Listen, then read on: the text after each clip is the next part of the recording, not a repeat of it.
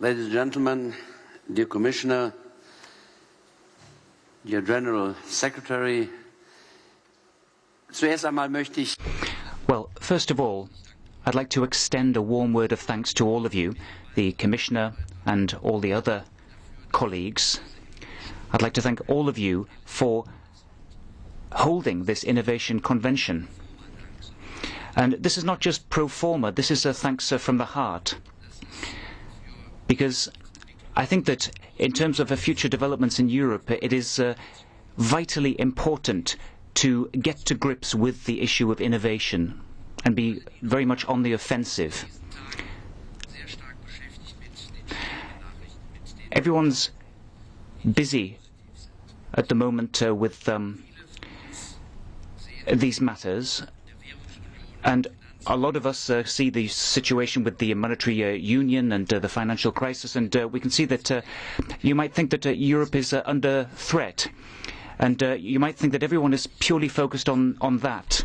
And some people are not terribly happy about that, but I am very happy that at precisely this point in time, everyone from the business world, from the scientific world, everyone is grouping together, pooling their resources, putting Europe firmly at the forefront and looking at the opportunities that exist in Europe. And we have major future challenges to take up. And I'm sure that we will be able to master those challenges. Science and innovation are keys to doing this. But of course, it's not enough just to know this and say, well, research and innovation need to be pursued. You need to have the necessary room for manoeuvre. You need to have adequate financing. And over the past 2 days, I think that you have hammered out the difficulties that need to be overcome by innovation in Europe. And I think it's remarkable. I think it's a great thing that we had the award of the Female Innovators prizes yesterday. Obviously, this is honouring a major innovation. This is great for the prize winners. But I think that we should reach a stage where innovation among women is just a part and parcel of things. It's just something that we see every day. In the area of research and technology, we should leave no one on the sidelines. We should discard no one, women or anyone else. We all need to be involved. And entire regions in Europe, all the regions in Europe are not participating adequately in matters of innovation at the moment. This is this future of Europe that is at stake in a globalized world, after all. We need creative people. We need clever people if we want to hold our own in the face of worldwide competition. And I would join in the Chancellor's congratulations to the 3 prize winners whom we saw yesterday. And I hope that young Europeans will be inspired by their example. A few days ago, the Commission proposed its 8th research framework programme, Horizon 2020. And just in conclusion, to round off this Congress, I'd just like to share a few views from the European Parliament with you on this. You know that together with the Council, we are the co-legislator for Horizon 2020. So together with the Council and the Commissioner, we'll be negotiating all the details of Horizon 2020. And we will be instrumental in taking the decisions. And we've prepared very carefully over the past 2.5 years in the Parliament. We've got together with various experts, had preliminary consultations with them, talked about the various research and innovation projects. We've been in touch with the EET representatives. We've talked about people from scientific and economic circles, and we've tried to get a clear picture of how things are going with the research in Europe and beyond, outside Europe, and we've learnt a lot. Over the past 1.5 years, we've brought out 3 own initiative reports on innovation. We've given our views on it. And the Parliament has always been an ally of research and innovation. That's how we've always seen ourselves. And just to give you a few examples, under the leadership of our colleague Carvalho, we have brought out a report on the need to simplify the support procedures, the financing procedures for research reports, to make researchers' lives easier. We want to get industry more involved, small and medium-sized enterprises, and financing is vital for them. And I won't go into all the details, but you can rest assured that we will stay on the ball. We've seen the mid-term review from the Parliament on the 7th Research Framework Programme.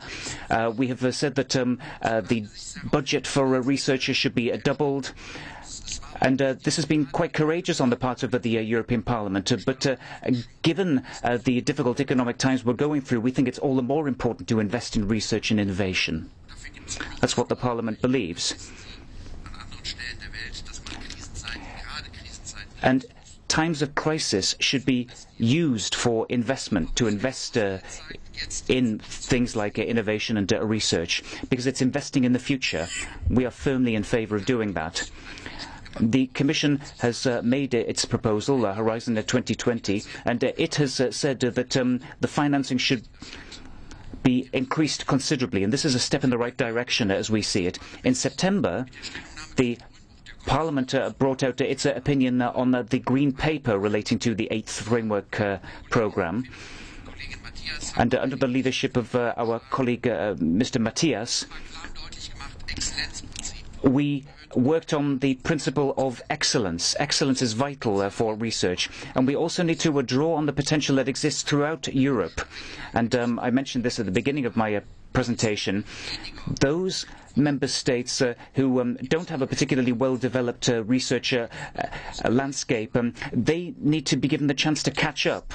The clever people there should be brought more to the fore.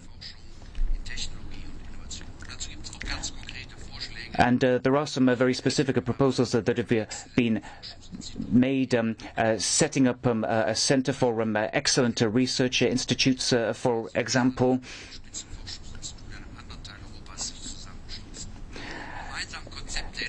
We need to develop joint concepts. We need to set up more joint institutes, and everything should be guided by the principle of excellence. And structural fund resources should be used to make progress here.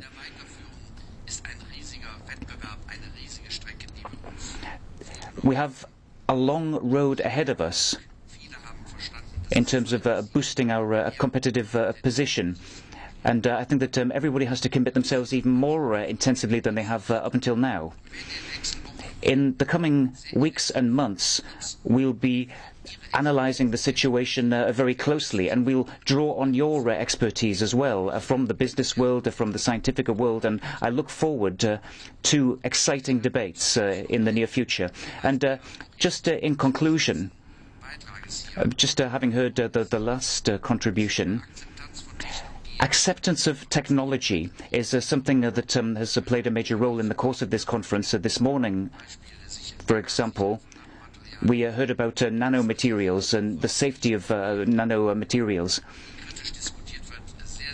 And people often cast a critical eye over such matters. And when it comes to safety and impact assessments with regard to technology, I think that we shouldn't focus too much purely on the risk. We should look at the opportunities as well.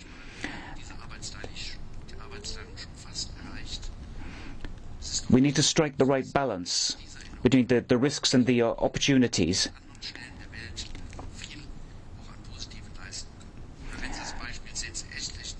Because I think that we can make major progress. And we know that it is difficult so often to put your thoughts, to put your good ideas into practice, because people are often all too critical.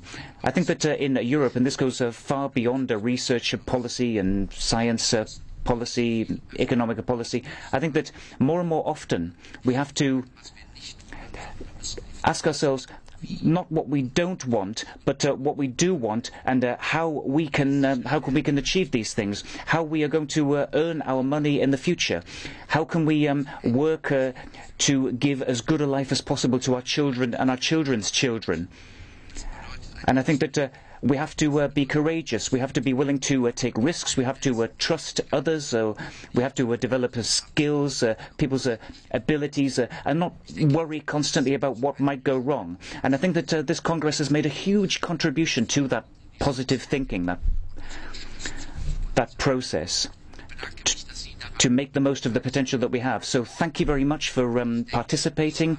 Thank you for making such excellent contributions. This is a major step in the right direction, but we still have a long road ahead of us. We still have much to achieve.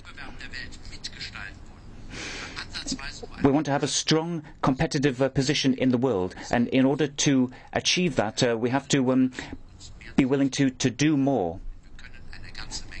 And I think that we can achieve great things. We just have to get down to work and do it. Thank you.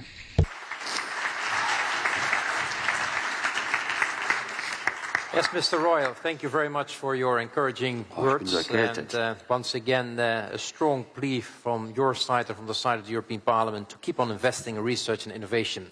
Well, ladies and gentlemen, we are really now at the end of our Innovation Convention. It was a fantastic 2 days with first-class speakers, excellent moderators, lively discussions, and even some music, thanks to Don. And I'm very, very grateful for the audience for the active participation. I would not like to close the conference without mentioning not the names, but the fact that there are so many people who have been working hard behind the scenes to make this possible. We have people working as conference organizers, as guardian angels, as moderators, as speakers, as people helping at the security. And I propose that we give all these people a big hand for all their work and dedication.